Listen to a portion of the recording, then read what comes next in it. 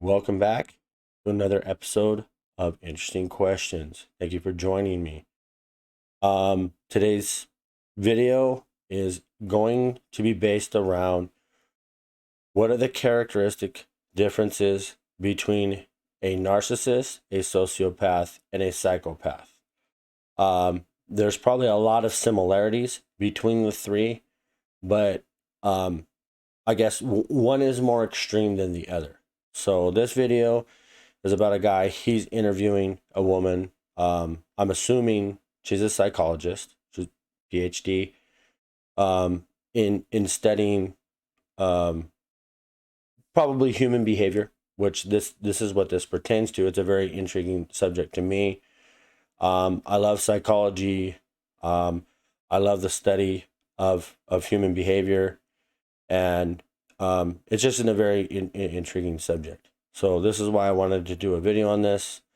Like I said, I have never seen this video before. I don't watch these videos. I watch them with you, so I can iterate and kind of give my commentary on them. So if you would like, leave a comment below. Leave your opinion on what you think about this video, or what you think about narcissism, or sociopaths, or psychopaths, and how they function, or your interactions with potentially with people like this, because I've definitely had interactions with narcissists 100%. That's probably the most common.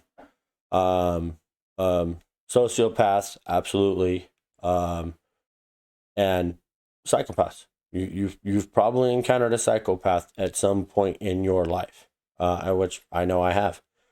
So also, if you like this video, as they say, smash the like button. Subscribe to the channel if you think videos like this are intriguing to you, you're interested in them. I really appreciate the support, and share the video. Share the video with friends, family, whoever. If they find this type of subject intriguing or interesting, I really appreciate the support.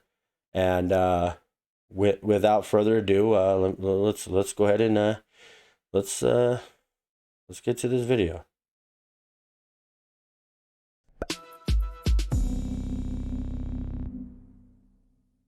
What is the difference between a sociopath, a psychopath, and a narcissist?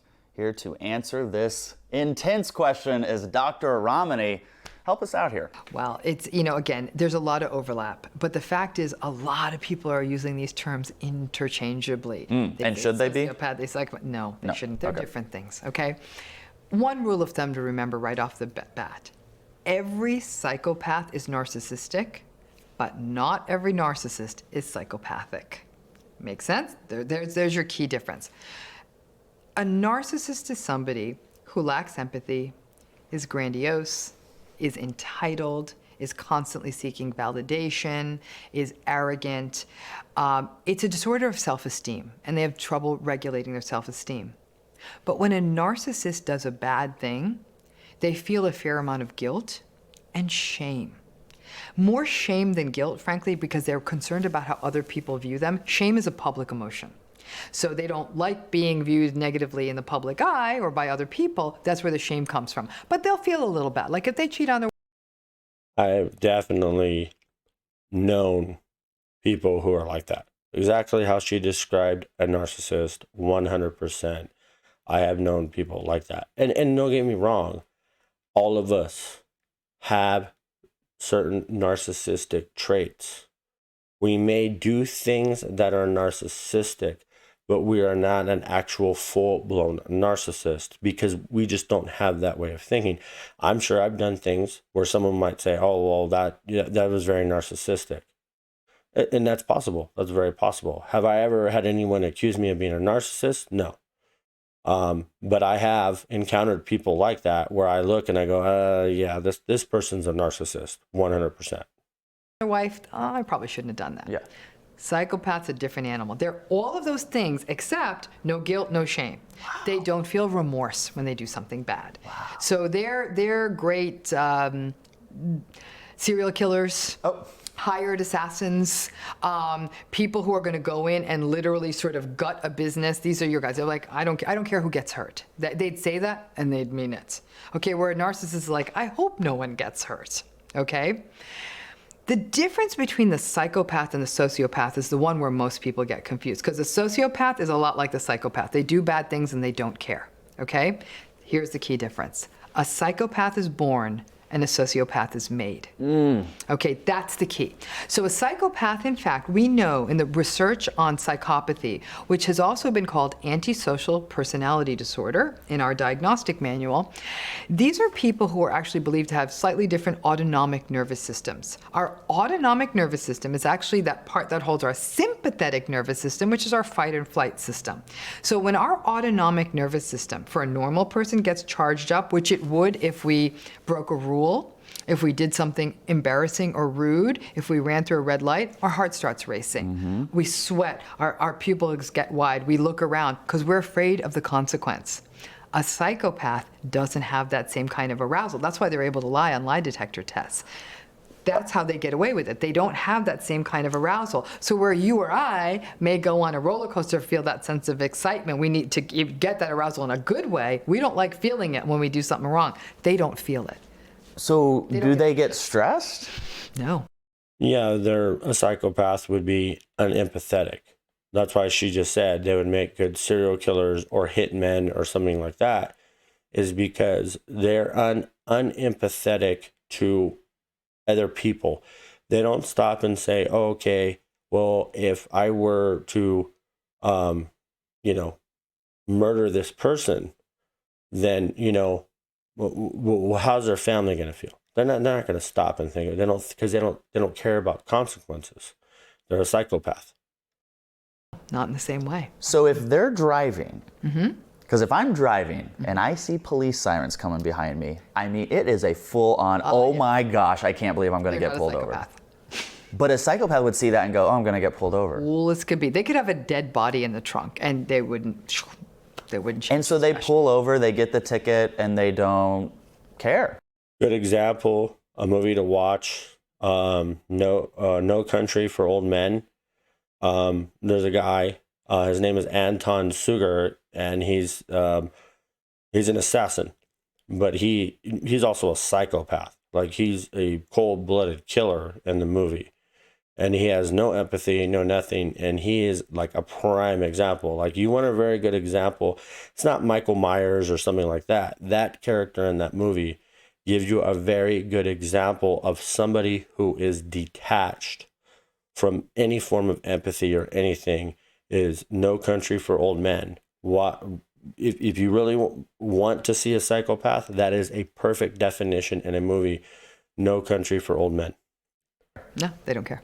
And they pay the ticket? And maybe not. They'll even probably get an attorney to get him off, or say, yeah, my understanding of your state laws is you can't really be doing this. And they'll be cool as can be. And this is a difference in their They're actually their how makeup. their nervous systems are wired and their brains are. There's actually been interesting research done with PET scans where you can see brain function. And what Not they've just shown, to clarification, not PET like dogs and cats, PET scans. Positron emission tomography Yes. scans of the brain, which show brain functioning, if you will. And what they see is that the section of the brain that serves empathy, that doesn't naturally light up in them.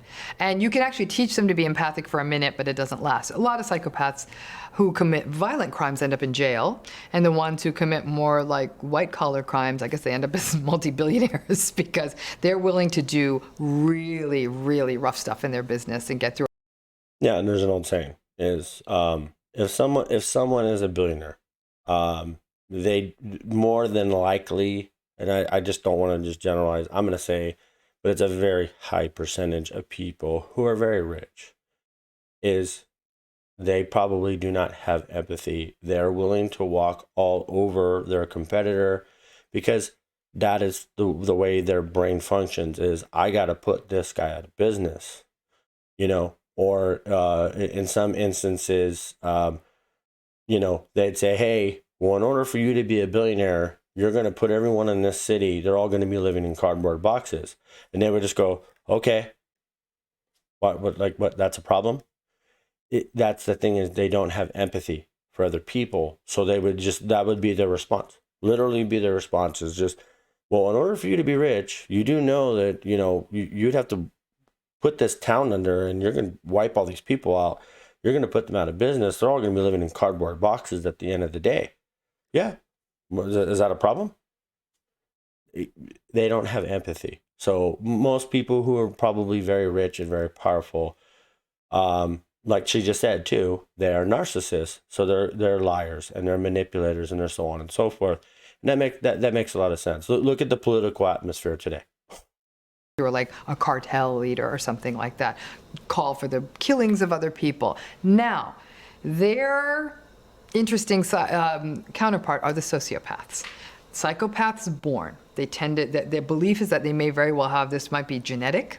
In fact, psychopaths often have fathers who have lots of antisocial tendencies. Now, how much of it is learned, how much of it is genetic, it's a little bit harder to suss out. But we do see that there is that difference in your true psychopath. They also tend to have really glib, shallow charm. They tend to be really intelligent. That's why they get away with stuff. If they were so they've learned behavior to assimilate into society. Oh yeah. But it's all a facade. It's all a facade. They're so charming. So if they're born this way, would a Now stop and think about your politicians.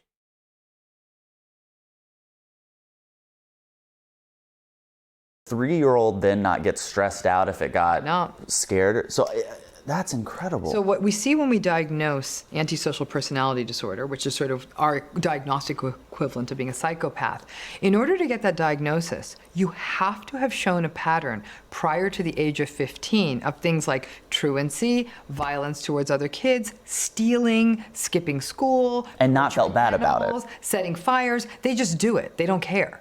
And that before the age of 15. So it's a long-standing pattern. That's what makes us call them a psychopath. Well, it's like weird is because people who are simple-minded are very impulsive, but obviously people, like she's saying, psychopaths or whatever, they're also very impulsive. It's just people who are simple-minded act on impulsivity because they don't know any better. But like what she's saying is these psychopaths, they're very intelligent people. They act on impulsivity because they don't care about laws and they don't care about rules. They just do it.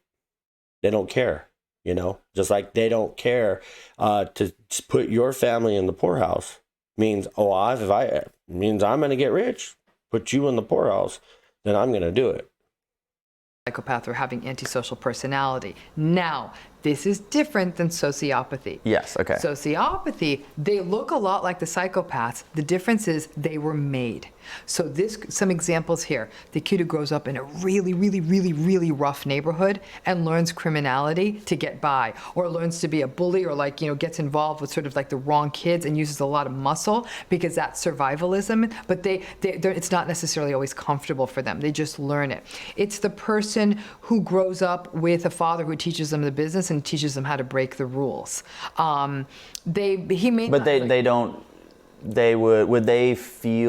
start sweating? Another good movie is the movie Black Mass with Johnny Depp.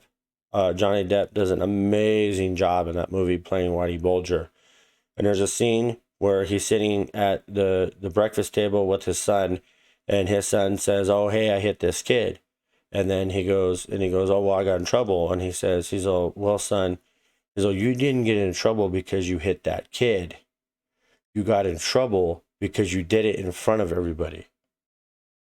So basically, if you want to hit that kid, make sure nobody sees it. Because if nobody sees it, then it never happened. And it's just like you get this chilling effect in that movie. It's like, this is what, Whitey Bulger's telling his, I don't even know, 10, 11-year-old son or something. Sweating and have their heart race if they got pulled over. They might. They may not feel so good about it. They'll be a little bit more uncomfortable with it, but in time they learn it. And it's almost like they get trained in not being as aroused by it. Listen, if you broke enough rules, if you lived under certain conditions of lawlessness long enough, you'd adjust to that new world order, if you will. That's what the sociopath does. And so yeah, it's basically, it's adaptation. It is becoming a product of your environment. Look at the TV show Walking Dead. You know, when the zombie apocalypse happened, regular everyday people who would have been moral, ethical people became very horrible people. And that's a prime example of what she's saying with a sociopath. A sociopath is someone who is created probably through subjection and environment. It comes through your subjection of environment. So, I mean, that makes sense. I mean, I honestly, I thought there was a lot more, correlations between these three, but obviously there are distinct differences. And like I said, I'm learning from this video, because, you know, what she's saying is it makes a lot of sense. You know, is that a narcissist is just is someone that's born that way, but they have these certain characteristics and traits. Where a psychopath is just someone who, like, where a narcissist could probably have, certain regular, normal, everyday human traits, but like a psychopath doesn't. You know, they don't have it. And a sociopath is someone more or less that was created by their environment. So they're the person someone who said he was actually a great kid until he got to high school. And then it seems like he got in with the wrong kids. That feels more like the sociopath. Wow. Okay, that's almost like a training that might happen from within the family, within their community, within even the job they get, some cases even within some form of military training. Have you had sociopaths and psychopaths as clients? Not really, no. They don't tend to come in for therapy. They don't see any benefit to it. The only time you would tend to see psychopaths or sociopaths come into therapy with any consistency is if they were court ordered. So I thought you were going to say couples therapy. No, God, no. It's because they're court ordered. So the judge will make that a condition of release kind of thing, or they're within prisons and jails and getting some treatment in there. This is so incredibly fascinating to me. If a psychopath goes to jail, he isn't upset about going to jail? In some ways it becomes a cost of doing business. You know, but it's also, they're not happy about it. Psychopaths, and to some degree sociopaths, don't think about consequences. That's why they pull really penny ante. Sort of like in the scene in Goodfellas. Remember, they all get caught. And Jimmy was he had to do his time in Leavenworth, and it was me and Paulie, and we had to do our time in here, because they got caught up in that the deal. They went to Atlanta to go beat strong arm some guy to get money, and his sister, turns out she worked for the FBI, so they got caught up in it.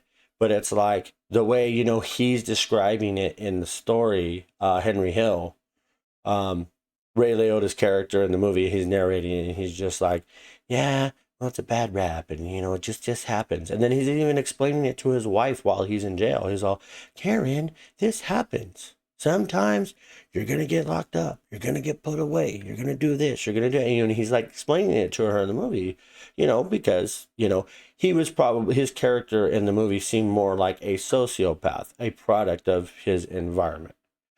Joe Pesci's character was a psychopath. He wanted to murder and kill people, and he enjoyed doing it and had no empathy for it. Jimmy Conway, same thing. He was a hitman for the mob. These people were psychopaths. They had no empathy. Silly crimes like holding up a liquor store. Basically, I need $150. Here's a liquor store. It's open. Let's go get the money, kind of thing. So it's like they act first and think later. So they often don't plan in terms of consequences. That's why they have a tendency to lie, cheat, steal, and they tend to have very inconsistent work histories because they're not able to hold a job. Yeah, aliases.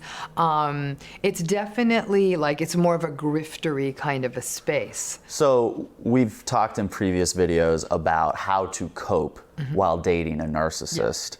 If you find yourself dating a sociopath or a psychopath, is there any coping, or you just got to get out? You're in trouble. You're in trouble. It could actually be a very dangerous relationship. It sounds like it. Yeah. In fact, even with the narcissistic piece, I've done research and work in the area of domestic violence, or what's also called intimate partner violence. Most people who perpetrate domestic violence are either narcissistic or psychopathic. And so. Yeah. And, I had a female friend, and I know she was a narcissist. She was a pathological liar. She compulsively and pathologically lie about stuff. And, I did another video you can check out. It was like, it's basically, the science of lying. And he talks about in the video about how people, these narcissists, how they lie and they'll manipulate. And because the thing is they believe their own lies, and like there'd be times when she would lie to me and I knew she was lying, I totally know she was lying in what she was saying. She'd be like, oh no, dude, honestly, dude, like, no, dude, like, no, that never happened. And it's like, and I know that is a lie. I knew she was lying. Not because I thought she was lying, but I literally knew she was telling a lie. And this is what narcissists do. They lie and they manipulate. And, she's giving prime examples of that. That is a toxic relationship. So, if your significant other cannot be honest with you, or even a friend, a significant other, your wife, your husband, they cannot be honest with you and just, they're lying to you, chances are they're probably a narcissist, and you're in a bad situation. So I would just suggest to anybody, you're with someone that compulsively and pathologically lies, you're probably in a very bad relationship, and you should probably get out of it. Whether, like I said, whether it's a friend, girlfriend, boyfriend, husband or wife, you're probably in a bad situation, and you should probably get out of it. So there's a danger there. In other words, they will dispose of you if you get in their way. I want to share a story with you to get your feedback. This was told to me by a friend, and she said in college she dated a guy for a year, but the guy started to get just a little weird, and they broke up. For the next year, he courted her and did everything she wished he had done the first year. Showed up on time, brought her gifts, blah, blah, blah. They started dating again. He was perfect for a year. They went to Thanksgiving at her family's house. He was perfect to her parents. Just became the perfect man for her because he knew what she wanted. And after a year, on the 1-year anniversary, he broke up with her and said, I've been playing you this whole time because I wanted to crush your heart. Yep. And, that's a prime example of, a specific female friend who she would compulsively, pathologically lie. When I first met her, she was like the nicest, friendliest, like sweetest person you have ever met. She was like just so nice. She seemed like she was such a good person, and like, you're just like, wow, like, this is an amazing person. Like, but that's the thing is what he just said right there is when someone is playing you, the whole factor of it was a game. And I've seen women do this to men, exactly what he just said. And I've seen men do that to women. I've seen them jump through their hoops and do everything that they want. And basically, because it's a game. And that is a narcissist. A narcissist is playing games. They are there to lie to you and manipulate you. And in the end, to basically, like he just said, oh, I just did all this to crush your heart. That is a narcissist. I am not actually behaving this way, or this isn't real. I've been faking it for a year just so I can crush you. Yep. Would that be a That's more psychopathic. Psychopath. That's more psychopathic. Or sociopath. Oh, okay. She just said that's psychopathic. So, I mean, I'm lowballing it down to narcissist. But uh, she just said that's psychopathic. But I guess in a way, because it's premeditated, where like narcissists are probably more on the fly on how they lie and manipulate. So she's probably right. That does make more sense. That is psychopathic, that you are leading someone on to get them to believe that you are someone you are not, so you can control them or manipulate them in some way. So yeah, she has the PhD. I don't, but what she's saying makes a lot of sense. Pathic is more likely, But if they have no empathy, then why would they want to hurt somebody? Because empathy is a positive emotion. Okay, wanting to hurt someone is a very antagonistic emotion. Wanting to hurt someone at some level might even give them a little pleasure, power for sure. It's interesting to me that someone cannot. Well, think about what she just said. Being vindictive, 100%. And I've seen people, and I know now, or I look back in hindsight and I go, wow, that person was a narcissist, or maybe even a psychopath. is one thing about them is they are very vindictive people. They have to get even. It's like, the average person would just say, hey, yeah, I'm tired of this bullshit.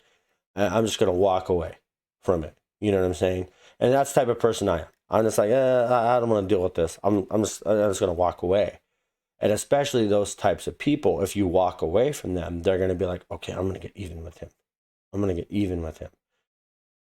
So these people are out there. Like I said, I've had interactions. Very recently I had interactions. I've had interactions with people who are like this. They're very vindictive, and their jealousy. That's a huge, in my opinion.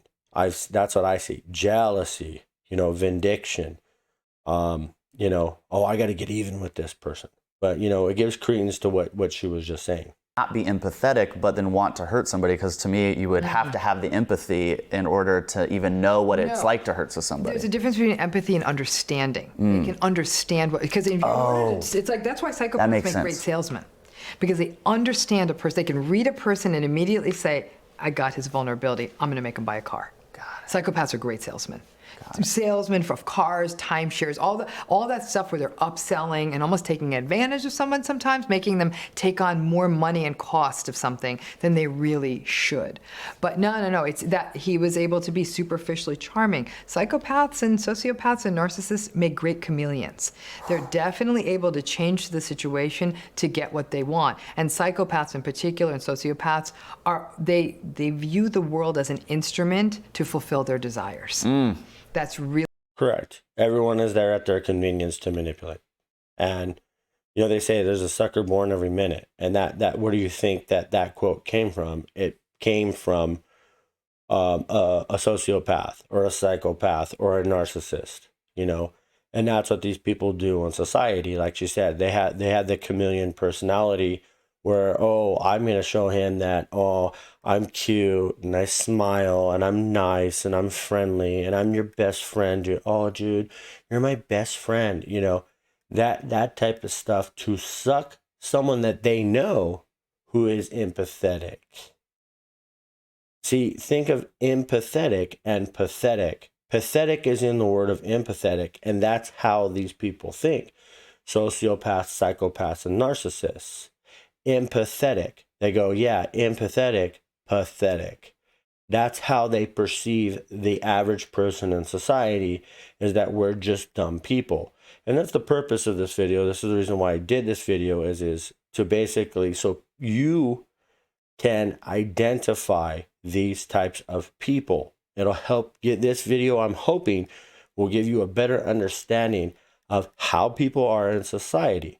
That these people are out there, they exist. Like she just said, they make great salesmen, and they're all over the place. They're in your workplace. You know what I'm saying? They're in your local government. They're in your state government. They're in your federal government. They're in your law enforcement. They're all over the place. And these people also seek power. So think about the powers that be and who wants power and control. A psychopath wants power and control. So just keep that in mind. Really what they're about, which is what it's awful, because they're going to often discard a partner when they don't have much use for them or expect them to have a very specific role. So they may have married her and she may have had their kids. Now she's going to have to put up with their affairs because they want something else. And too bad if you don't like it. This is the new world order and I will destroy you in court. It's that kind of thing. That is insane. Yeah, it's chilling. I want to leave it right there. I have learned more about sociopaths and psychopaths than I ever thought possible. Make sure you check out as well our discussion about narcissism with Dr. So, I mean, my final opinion, like I said, I've experienced all three of these character traits in my walks of life.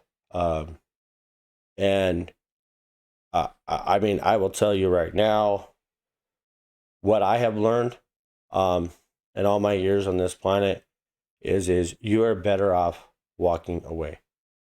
And the thing is, and if you're a narcissist watching this video, you're probably not even going to like this video. You're probably going to be like, oh, this video is horrible. I hate it. That's probably what a narcissist or a sociopath or a psychopath would say. Well, this guy's, he's exposing us. He's exposing what we're doing. They don't want exposure, these types of people. They don't want exposure in society.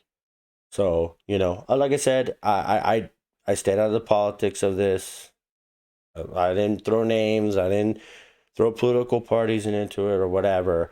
But narcissists, sociopaths, and psychopaths are in your government. They're politicians. Because like she said, they're great salesmen. So they're out there. And like I said, I'm not choosing sides in any of this. I'm just letting you know that they are there. So I hope this video was very educational. It was to me. I learned a lot, you know, because I learned the actual definitions because I thought there was a lot more similarities between the three, but what she said made a lot of sense. Narcissists are far more common, you know, than sociopaths and psychopaths. But what she said makes sense. You know, I would say in my walks of life, I've seen maybe 20 to 25% of people are narcissists. I'd say probably about 10% of people are sociopaths. And then I think psychopaths only make up like 1% of the population. So, but they are out there. So if you know 100 people in your life, you've known at least one psychopath. So, and I've probably known more than one. So, I hope you guys enjoyed this video. You know, appreciate you joining me. You know, hit the like button, subscribe to the channel, share the video with friends, family, whatever. You know, people who like content like this. I really appreciate it. But I'm going to point you out to the peace sign, peace and love, and I'm going to give you peace and love of my own.